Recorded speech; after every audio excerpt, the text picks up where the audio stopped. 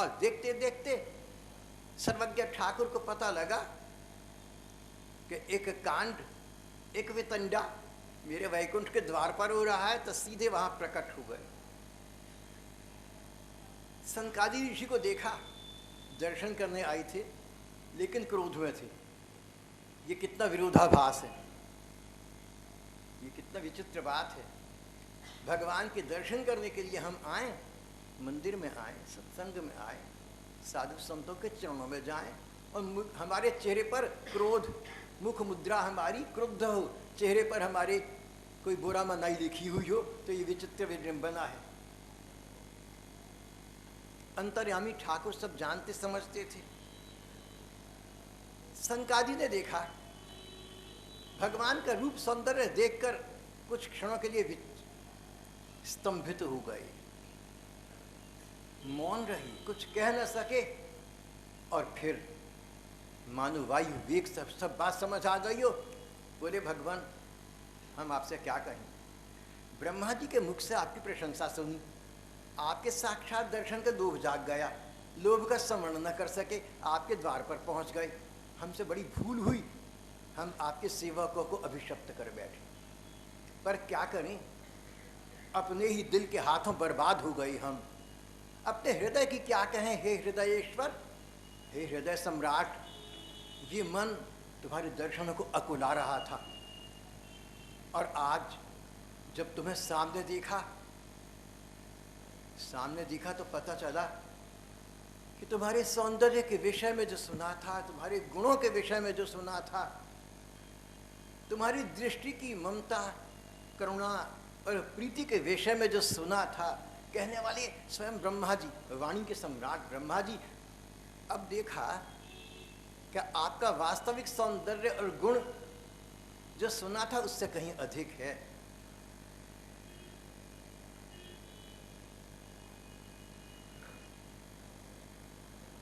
एक यूनानी भाषा में कहावत है, जिसको अंग्रेजी में रूपांतरित करके कहा गया, there is all the world of a difference between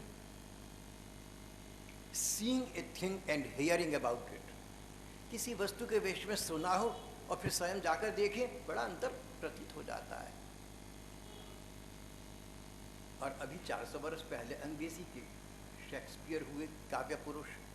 मेरी एक कमी है, मैं अपने विद्यार्थी जीवन में अंग्रेजी और राजनीति विज्ञान का छात्र रहा, तो वही बातें सूझ कर आती है। काश कि मैंने हिंदी संस्कृत का ज्ञान तब प्राप्त हुआ होता। तो हमारे प्रधान काव्य पुरुष विलियम शेक्सपियर ने कहा कि मैंने जो सुना, जो देखा, जो पढ़ा, उस सबसे अधिक सौंदर्य आज अपने सामने मूर्तिमान देख रहा हूं।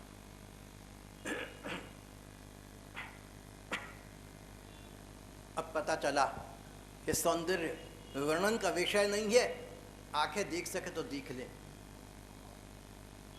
For which we now behold these present days have eyes to wonder but lack tongues to praise। बाद में हमारी प्रातः स्मरणीय गोस्वामी तुलसीदास जी ने मिलती जुलती बात कही थी। नयनों के पास वाणी नहीं है जो भगवान के सौंदर्य का वर्णन कर सके, वाणी के पास दृष्टि नहीं है जो श्री भगवान के सौंदर्य को निहार सके। सनकादि ऋषि भगवान का सौंदर्य देखकर उन पर, जिसे कहते हैं, वारी वारी जा रहे थे, बली बली जा रहे थे। भगवान ने कहा, भगवान जानते थे कि सनकादि ऋषि के मन में क्रोध है, भगवान को देखकर क्रोध दब गया, लेकिन मन में तो है। विकार का मन में होना और उसका दब जाना अलग अलग बातें हैं। किसी बंधु को डायबिटीज का रोग हो और दवाओं से कुछ नियंत्रण में कर दे तो अच्छी बात है, लेकिन रोग अपने स्थान पर है, भले ही नियंत्रण में आपने दवाओं से कर दिया। इसी प्रकार हमारे मन में विकार आते हैं ना, हम अपने मन को समझा लें या बाह्य वातावरण से प्रभावित होकर उन विकारों को कुछ क्षण के लिए भूल जाएं, लेकिन विकारों का जो घर है अपने मन में बना रहता है, इसलिए विकार मन में उपजने ही नहीं चाहिए। श्री भगवान सनकादि के इस मनोविज्ञान को जानते थे, तो भगवान ने उनकी बड़ी बड़ी प्रशंसा की। अरे बोले ब्राह्मणों का, आप तो ब्राह्मण लोग हैं, ब्राह्मणों का तो मैं इतना मान करता हूँ कि अगर मेरी भुजा ब्राह्मणों का अपमान करे तो भुजा को काट दूंगा। ब्राह्मणों का शत्रु मेरा शत्रु, ब्राह्मणों का मित्र मेरा मित्र। भगवान अपने भक्तों का मान रखते हैं, इसलिए ऐसा कह रहे थे। जो ब्राह्मण भाई बंधु हैं उनको चाहिए कि भगवान के इस वाक्य का अनुचित लाभ कदापि ना उठाएं। जिन भगवान ने ब्राह्मणों के विषय में इतनी बात कही, उन भगवान ने महाब्राह्मण, ब्राह्मणों के परम विद्वान ब्राह्मण रावण का अपने हाथों से वध कर दिया था। भगवान स्थिति के अनुसार बात कर रहे हैं। सनकादि जी शांत हो गए, भगवान ने मान रखा, बोले हम आपके सेवक हैं, अब आप चाहें तो जय विजय को हमारे शाप से मुक्त कर दें, आप चाहें तो बदले में हमें दंडित करें। ठाकुर मुस्कुराए, अपनी लीला देख देख कर भगवान मुस्कुराया करते हैं। अभी तक तो ब्राह्मण वंदना कर रहे थे ठाकुर, और अब क्या करने लगे?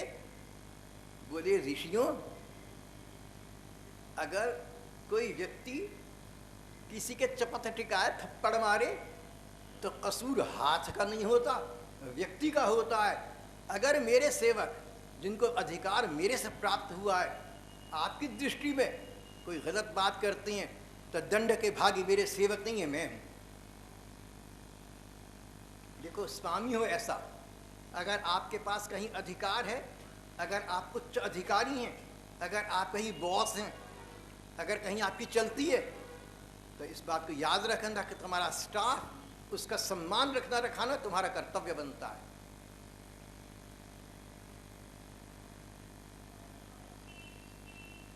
आपके स्टाफ का आपके द्वारा सम्मान आपका सम्मान है। भगवान बोले, भगवान ने कहा ये तो मेरे सेवक हैं, इनका अपराध तो मेरा अपराध है, दंड तो मुझे मिलना चाहिए।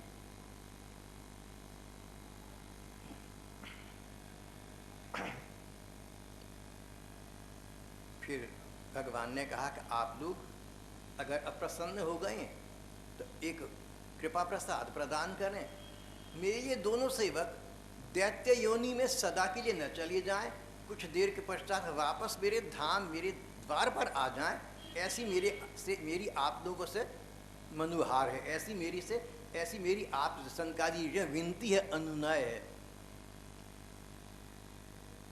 यूं जो होता है वो पूर्व विधान में सुनिश्चित हुआ करता है, कौन किसका बुरा अच्छा कर सकता है। आप समझें कि किसी ने आपका बुरा किया, आप गलत समझे, ये बुरा जो है ना किसी ने नहीं किया, ये तो पूर्व कर्मों का फल मिलना ही था। जिसने बुरा किया उस बेचारे ने तो बेकार में बुराई कमा ली।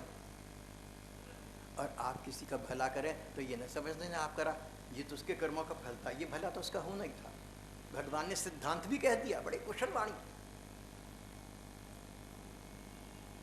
बोले एक बार ऋषियों की तो बात क्या, इन द्वारपालों ने अपने इस अधिकार में प्रमत्त होकर वैकुंठेश्वरी स्वयं भगवती लक्ष्मी जी को रोक दिया था।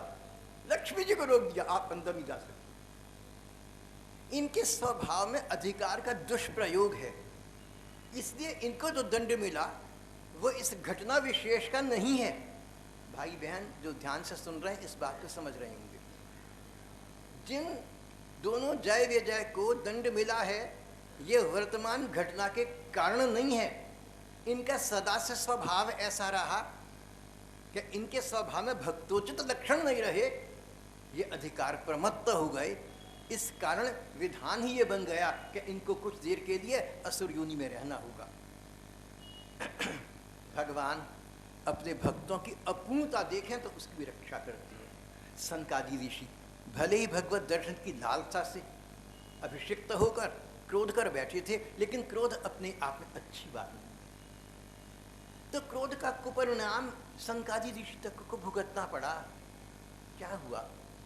भगवान से वार्ता हुई, वार्ता समाप्त हुई, सनकादि ने भगवान को प्रणाम किया, भगवान ने सनकादि को प्रणाम किया, और दरवाजे के बाहर से बाहर ही सनकादि ऋषि अपने आश्रम को वापस चले गए। भगवान के धाम में सनकादि ऋषि को प्रवेश नहीं मिला, भगवान बाहर आ गए थे, दर्शन हो गए। तो जब लक्ष्य पूरा हो गया, भगवत दर्शन लक्ष्य था पूरा हो गया, अंदर जाकर क्या करते? सनकादि भगवान के धाम में प्रवेश न कर सके। अगर आप या हम उचित या अनुचित कारण से कहीं क्रोध करते हैं ना, किसी का दिल दुखाते हैं, तो भगवान के धाम में हमें कैसे प्रवेश मिलेगा? निर्मल मन जन सो मोहि पावा, बाद में प्रातस्मरणीय श्री गोस्वामी जी ने कहा।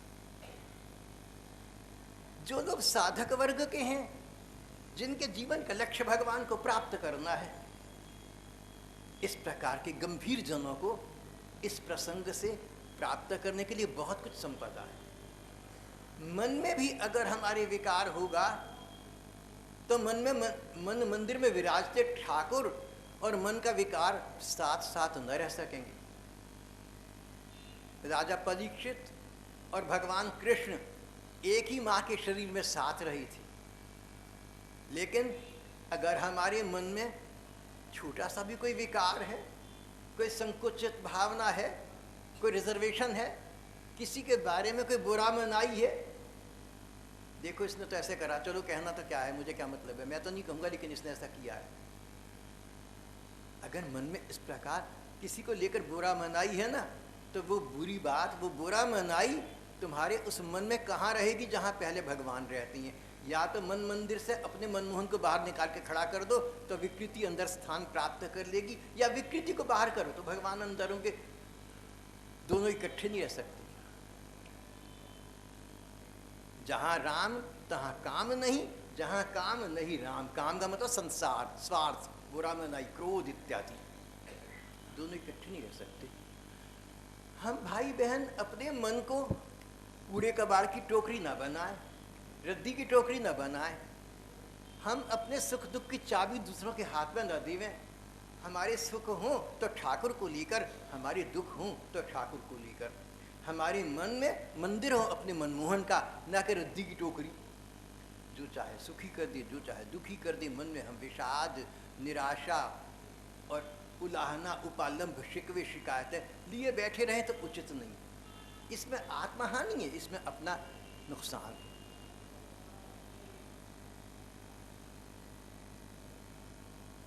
तो नम्रता नम्रता की जननी है।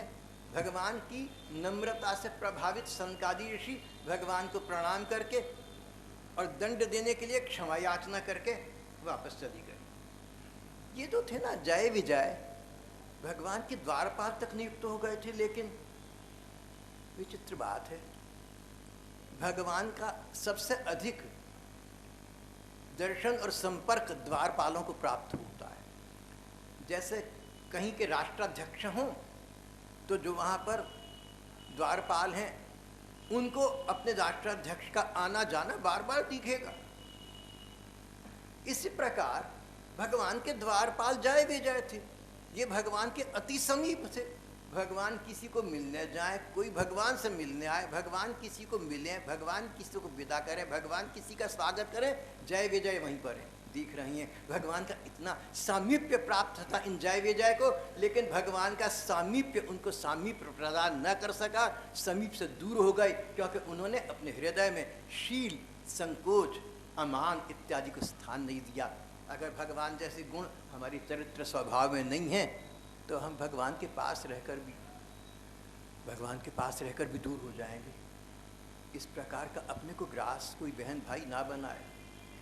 सामीप्य प्राप्त करके उनसे सुदूर हो जाना कैसी विडंबना है ये, कैसी आत्मवंचना है ये, कैसा अभिशप्त जीवन है।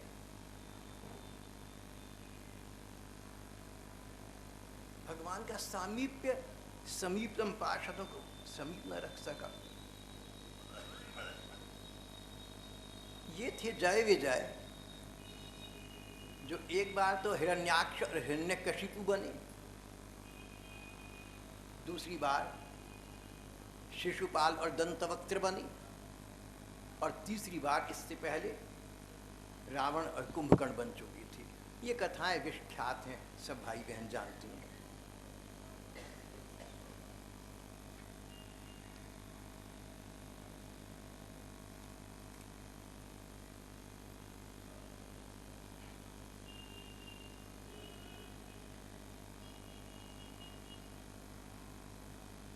प्रसंग ये चल रहा था कि भगवान ने ब्रह्मा जी को सृष्टि संचालन की आज्ञा दी।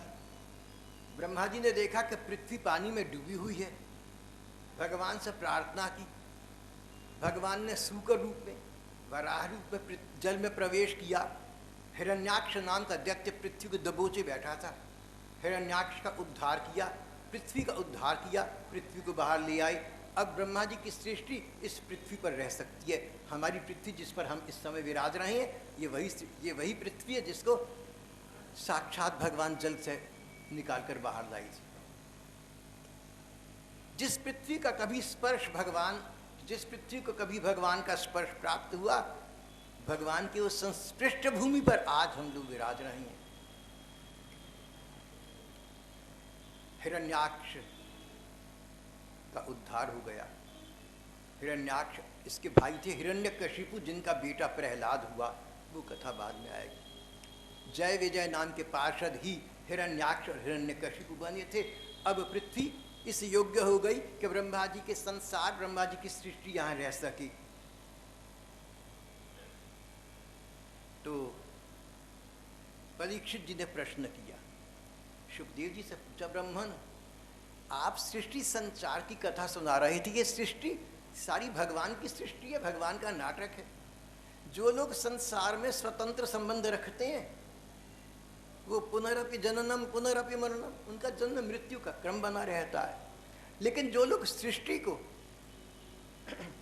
भगवान का खेल, उनका नाटक मानते हैं, वो इसको नाटकवत देखते हैं, अप्रभावित रहते हैं, अपनी भूमिका खेलते हैं भगवान के आज्ञानुसार और भगवान के धाम को चले जाया करते हैं। परीक्षित ने कहा, ब्राह्मण मैं सृष्टि संचार के विषय में आगे की वार्ता जानना चाहता हूं।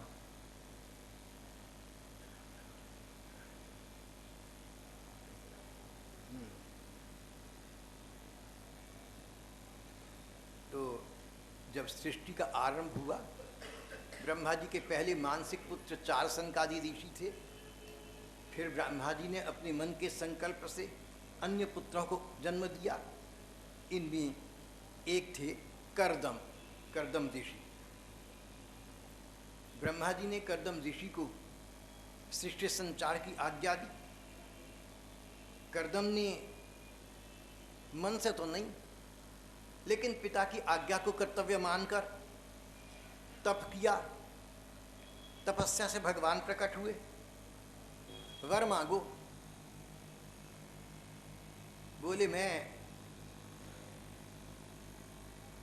समानशीलाम, अपने अनुरूप एक पत्नी चाहता हूं। देखो, जिस भाई बहन ने विवाह करना हो ना, देख लेना दूसरा तुम्हारे अनुरूप तो है।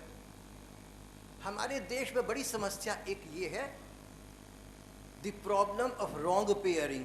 पति पत्नी दोनों अच्छे हैं, लेकिन स्वभाव मेल नहीं खाते, अनबन रहती है, जीवन अशांत रहता है। इसलिए पहले ही पति पत्नी को एक दूसरे के अनुरूपण का ये देख लेना चाहिए कि स्वभाव मेल तो खाएं। ऐसा श्रीमद् भागवत में श्री सूत जी ने कहा है। भगवान के नयनों में जल भर आया। देखो, मेरा कर्दम, मेरा भक्त संसार में पड़ना नहीं चाहता, लेकिन ब्रह्मा जी की आज्ञा को अपना कर्तव्य मानकर निभा रहा है। करुणा परवश होकर भगवान के नयनों में जल भर आया।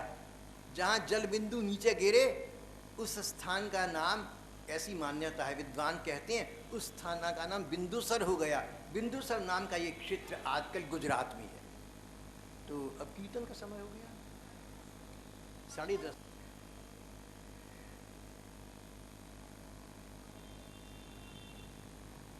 अनुरूप भाषा की मांग की कर्दम ऋषि ने। भगवान सामने खड़े मुस्कुरा रहे थे। बोले, कर्दम, भक्त लोग मेरे सामने जो मांग रखते हैं ना, उस मांग को मैं पहले ही पूरा कर चुका होता हूं। अभी अभी तुम्हारे पास मनुष्य रूपा आएंगे और अपनी परम गुणवती बेटी देवहूति को लेकर आएंगे। वो तुम्हारी अनुरूप पत्नी है, शील मर्यादा में तुम्हारे अनुकूल है। भगवान तो ये कहकर झिलमिल हो गए। करदम तो देखते रह गए चारों ओर, अरे मेरे ठाकुर आए, कहाँ चले गए। और तभी देखते देखते मनु शतरूपा आए, उनकी बेटी देवहूति उनके साथ थी। देवहूति जानते हैं आप, प्रहलाद जी की भुआ, देवहूति मनु शतरूपा की बेटी।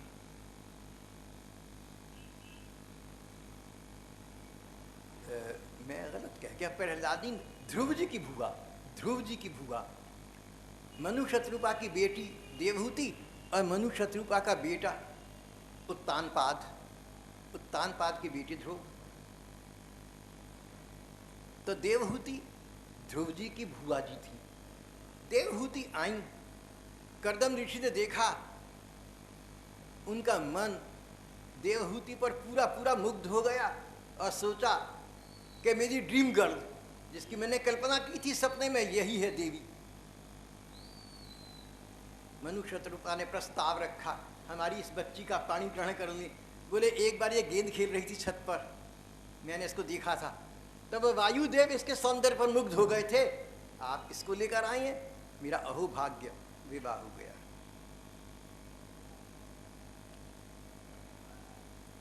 करदम ऋषि तपस्या के कारण इतने तपोधनी हो गए थे कि अगर चाहें तो हाथ देकर सूर्य को ऐसे रोक दे जैसे आप डीटीसी की बस को भी नहीं रोक सकते। जो सड़कों पर बसें सरकारी घूम रही हैं ना, ये तो हो सकता है कि स्टॉप पर भी आपके हाथ देने पर न रोकें, लेकिन करदम ऋषि सूर्य की गति को रोक सकते थे। अब उनका विवाह हो गया था, सोचा पत्नी के प्रति मेरा कर्तव्य है इसको अधिक से अधिक सुख प्रदान करना। देखो घर में जब पत्नी आए ना, किसी की बेटी आती है, तो उस बेटी के लिए ससुराल वालों को चाहिए अधिक से अधिक सुख और अधिक से अधिक प्यार उसको प्रदान करें। बहू को ये विचार ना आए कि मैं यहाँ की बहू हूँ, उसको लगे मैं यहाँ की लाडली बच्ची हूँ। ऐसा प्यार बहू को देना चाहिए। और यूँ बहुओं को चाहिए कि अपने घर के बुजुर्गों को, सास ससुर इत्यादि को भी इसी प्रकार का सम्मान प्रदान दोनों ओर से होना चाहिए। हमारी देवहूति बहन ये तो कैसी थी, पति इंगित कोविदः, पति इंगित कोविदः, पति के इशारे को समझ जाने वाली थी। अगर करदम ऋषि अचानक अपने ध्यान करते करते कहीं दूर देखें, समझ जाती थी कि वो वस्तु चाहिए, लाकर पास रख दी थी। पतिव्रता पत्नियों को हमारी भारतीय परंपरा में, हमारी संस्कृति के अंदर पति इंगित कोविद होना चाहिए। पति इंगित इशारा, कोविद कुशल। पति का इशारा भी कहीं होना, मुंह से ना कहना पड़े, काम को पूरा कर दो। पति को क्रोध न दिलाना, पति के दिल को, पति के अंग्रेजी में कहते हैं मूड, पति का मूड ना खराब करना, घर में भी अशांति बाहर भी अशांति। और फिर पति को भी पत्नी के अनुकूल होना चाहिए।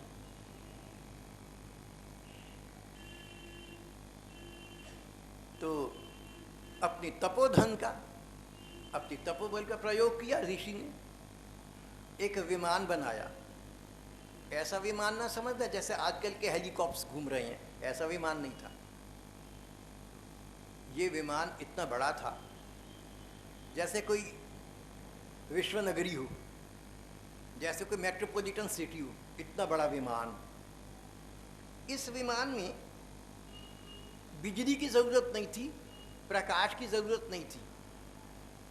इस विमान में वातानुकूलन की आवश्यकता नहीं थी, वातानुकूलन, एयर कंडीशनिंग।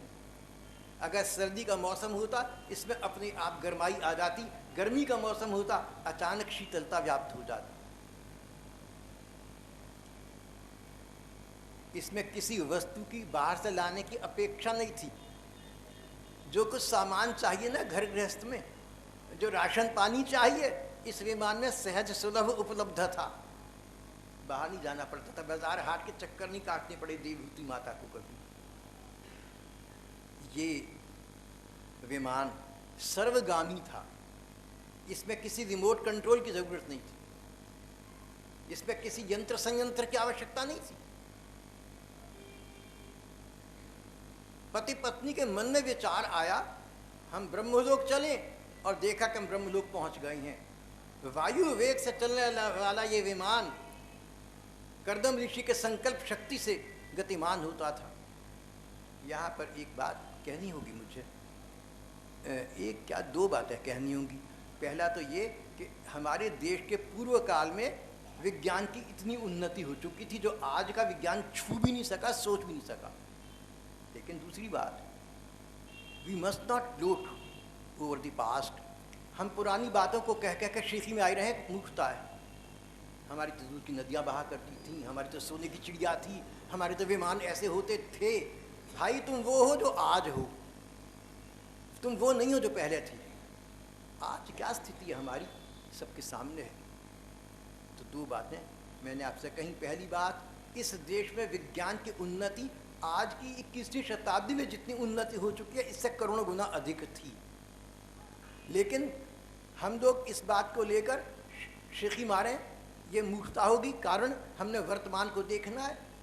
हम लोग ऐसा प्रयास करें कि विज्ञान की उन्नति के उस शिखर पर पहुँचें जहाँ हजारों बरस पहले हम थे, और उसकी संभावना एक ही है, उसका आधार एक ही बात पर है, हम अध्यात्म प्रधान हो जाएं। सारा संसार आज अध्यात्म को छोड़कर भौतिकता की ओर जा चुका है। हम अध्यात्म को आश्रय दें, भौतिकता को नहीं। हम स्वार्थ का त्याग कर दें, हम परमार्थ का आश्रय ले लें। हम भुक्ति को नहीं, मुक्ति को अपना लक्ष्य माने। हम मुक्ति और मोक्ष के स्थान पर भगवत भक्ति को अपना लक्ष्य माने। अगर हमारा देश अध्यात्म प्रधान हो जाए, अगर हम लोग अध्यात्म प्रधान हो जाएं, तो एक बार फिर विज्ञान की उस पूर्वोक्त उन्नति को प्राप्त कर सकते हैं। फिर तो ये देश सारे संसार का सबसे बड़ा देश बन जाएगा। इस विमान में विहार करते समय वर्षों बीत गए और इन पति पत्नी के 9 पुत्रियां हुई। तो कर्दम ऋषि ने कहा कि देवी, मैंने ये सोचा कहा था कि संतान होने के बाद मैं तप करने के लिए वनों में चला जाऊंगा। 9 पुत्रियां हो गई, पर्याप्त है, अब मैं आज्ञा चाहता हूँ। पत्नी ने कहा, आपका विचार कितना सुंदर है, मुझे तो उस पर सहयोग देना चाहिए, लेकिन माँ हूँ ना, मेरा 9 पुत्रियों के लिए आप उचित घरवर पहले देख लें, पिता का दायित्व थोड़ा सा निभा दें, फिर तो मैं भी आपका साथ दूँ। इन 9 पुत्रियों के लिए 9 राजकुमार पहले ही नियुक्त हो चुके थे और अनुरूप विवाह हो गए।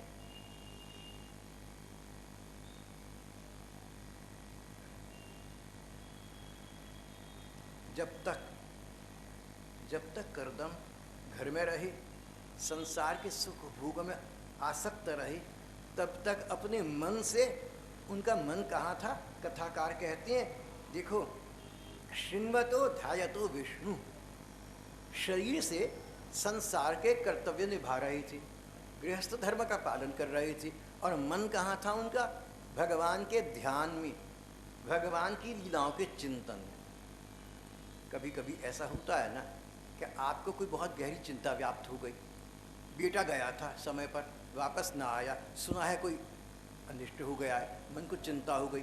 उस समय आप भले ही हंसकर किसी से बात करें, लेकिन चिंता मन में बनी रहती है। इसी प्रकार जो उच्च कोटि के भगवत प्राप्त भगवत भक्त हैं, संसार में निर्वाह भले ही करें, उनका मन भगवान के चरणों में रमण करता है। कर्दम इस प्रकार के थे, संसार के सुख भोगों के बावजूद उनका मन भगवान के चिंतन में, भगवान के ध्यान में, भगवान के रूप के ध्यान में लगा रहता था।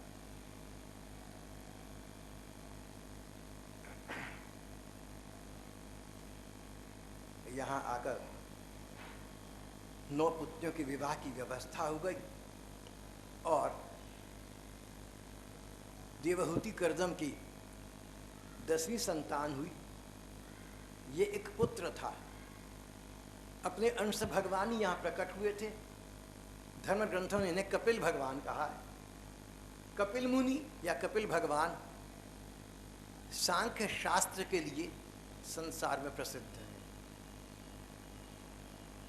अब तो पिता कपिल को एकांत में ले गए, बोले भगवान मैं तुम्हें एकांत में इसके लिए आया कि मैं जानता हूं कि तुम भगवान हो और तुम अपनी भगवत्ता संसार के सामने प्रकाशित नहीं करती।